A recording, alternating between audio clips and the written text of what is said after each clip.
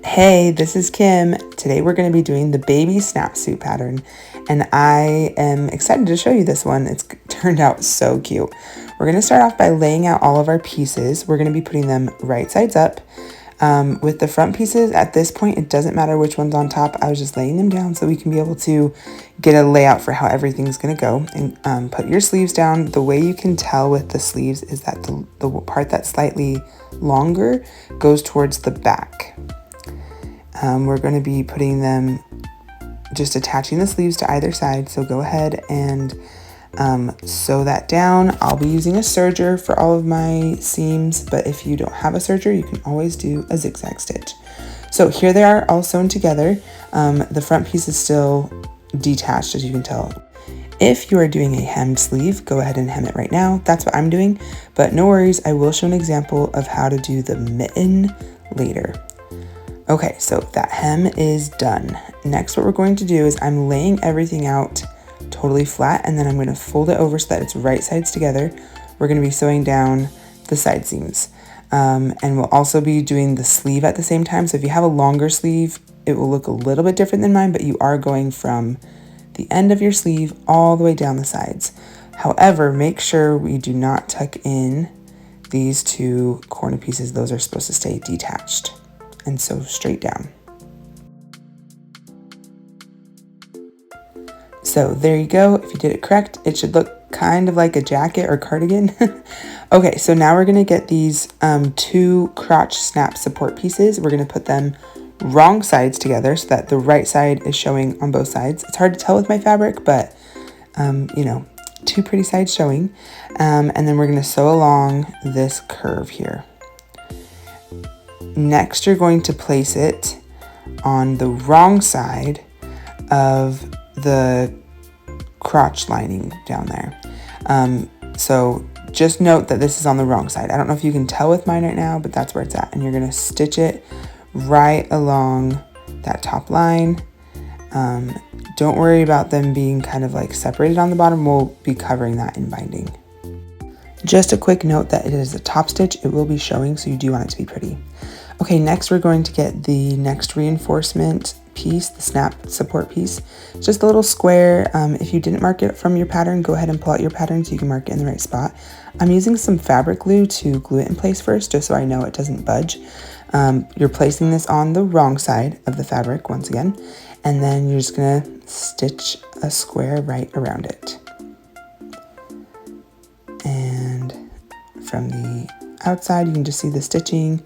From the inside, you can see the little square. Okay, so next we're going to be doing the binding from this front neck piece. So it goes up the front, around the neck, and down the other front. So first I'm just folding it in half so I can know where the center is, and then folding my binding in half to know where that center is, just so that I'm hopefully spacing it out evenly throughout the whole piece. And then I'm laying it down so that the right side is facing up, and I'm going to put the binding right side together. At first I did it wrong, so I had to flip it over. But yeah, so right sides together. I just first put the center pieces together, and then I go to either end, place those, and then just kind of pinned it in place along the way so that the binding was being stretched slightly, but having the binding also be stretched like evenly throughout. Some general tips on binding. It works best if you are using a good stretchy material. Rib knits are often recommended, but if you are using a material, if you choose to use a material that isn't quite as stretchy, then cut your binding a little longer, a few inches longer. So once you have this all the way attached, go ahead and serge it on, and then we'll move on to the next step. So the next step of binding is where you kind of have the choice to either do a double fold or a single fold. I used to do double fold for everything, but nowadays I'm loving the single fold. I feel like it's a lot simpler, and I don't always mind the way it looks. So a single fold is just folding it up and over, covering that serged edge. And then a double fold is when you fold it in half, meeting the serged edge, and then fold it once more. The benefit of a double fold is that it does look very polished and finished that way. It also tends to make the binding a bit thinner. Lately, I've been liking the thicker binding look, so that's a big reason why I like doing a single fold. It doesn't really matter, it's all preference, but you do want your binding to look even all the way across, so you don't want it to be really thick on one end and really thin on the other. So that's why every once in a while, as I'm pinning my binding down, I like to flip it over and check to make sure that the binding looks consistent.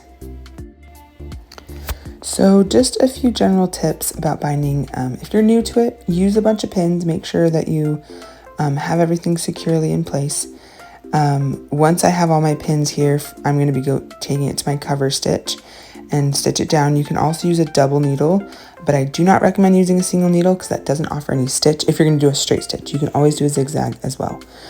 So here is my binding completed for this section. Now you're going to go ahead and do the bottom part. This part is a little bit trickier, I will say, because of the two curved edges, but it's really not too bad. One thing I didn't do in the beginning that you'll see me show you later is that I forgot to leave about 1 inch of binding off the edge. Be sure to do that. You'll use it later to kind of cover and finish off the edge. So don't put it right to the end like I did. As you go, just kind of use a bunch of pins around the curves to make sure everything's placed well and stretch it a bit around the curve. And don't be afraid to stretch it a little bit as you go. It's okay, everything will come together great.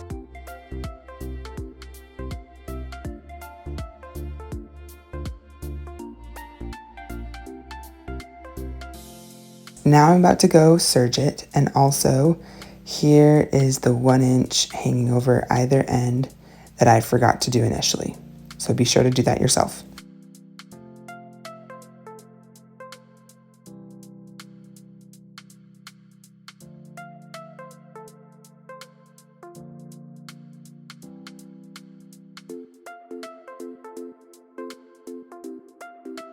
Okay, so once again, I'm doing a single fold, just going up and over, hiding that serged edge. Sometimes I do actually like to do it from the angle of what the binding will look like and just fold it over and place the pins that way.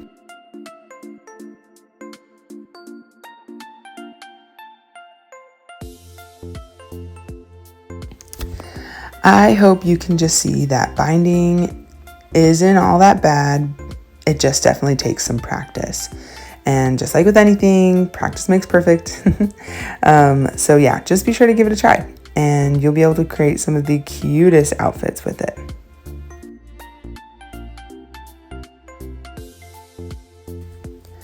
Now this bottom portion is ready for the cover stitch. So once that is done, everything's looking good, clean, completed. It's time to first trim and then fold over these ends, and you're just going to fold it and do a little stitch straight across, fold, do a little stitch, and you're folding it back onto the wrong side, of course. For anyone doing the scratch mitten cuffs, I wanted to show you how to assemble this even though I'm not doing it myself. So the blue tape represents the right side, the plain is the wrong side. So we're going to fold the long piece in half so that the right sides are now showing, and then we're going to fold the short strip in half so that the wrong sides are showing. Next, we're going to take the long strip and fold it down again, but not quite all the way to the edge. You're going to leave about 1/4 inch space because that is going to make it the same size as the smaller one. So you can kind of line them up, make sure they're about the same.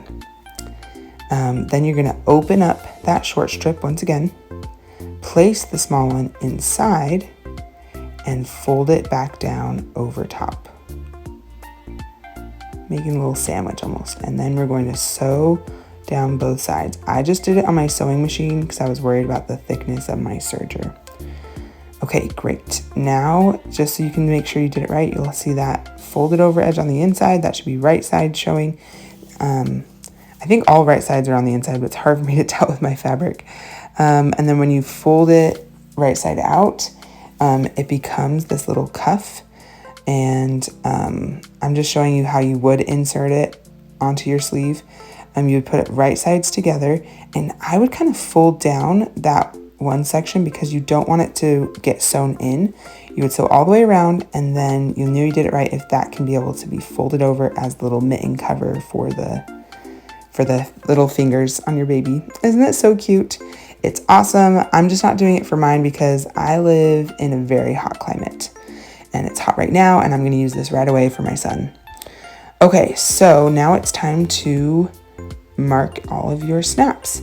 So I'm just kind of putting this garment in place that everything is where it should lay, and then I'm going to go ahead and mark the top and bottom snap for where they intersect, where the square is, and then at the bottoms on both sides. And then there will also be 3 along the crotch, just like a normal onesie would have. So there should be a total of 7 sets of snaps. And once you have those marked, then you can go ahead and insert your snaps as well.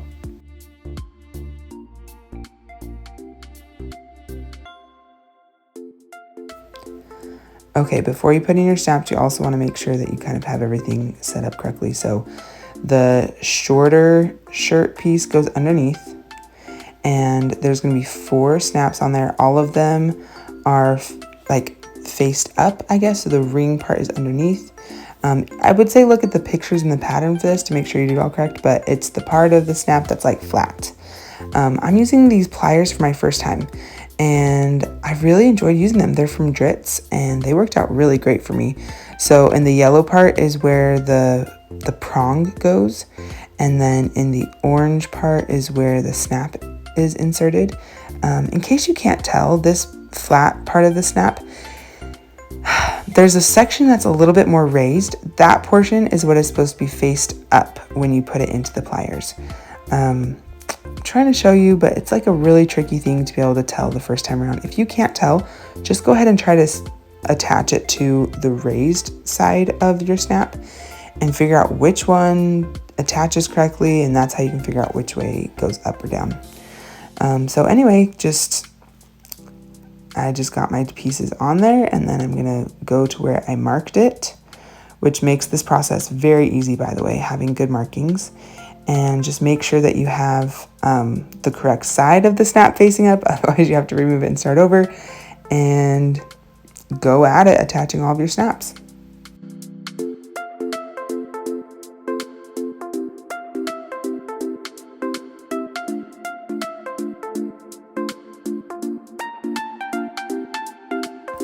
I was super pleased overall with how easy these pliers were to use. Previously, I was using the snap setter, and I do like that, but it's a bit noisy, and I don't know, it was causing me some problems.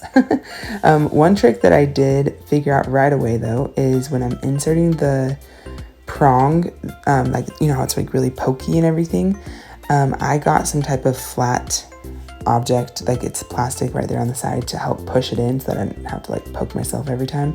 So anyways, there's a little tip for you if you haven't used pliers before. And once you have everything inserted, there you go. Just go ahead and pick the spot, squeeze hard, open it up, voila. Now, once that side's all the way done, then you can go ahead and do the 4 snaps that coordinate on the other side.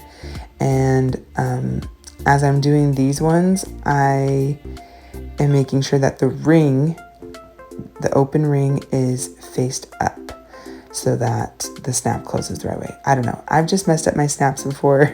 It gets a little confusing about which one goes up or down, so that's why I make a note of that. But I also just analyze the pictures that they have in the instructions, and they are so helpful, so just use that as well. Now somehow the rest of my snap video just cut off, so don't mind that. But once you have all your snaps in, you're done. And look how cute, it turned out awesome. I hope you love yours as well. Be sure to follow me on social media. My account is Come Create with Kim. I hope you learned something new and helpful. Leave any questions below and I will definitely get to you. Have a great day. Till next time.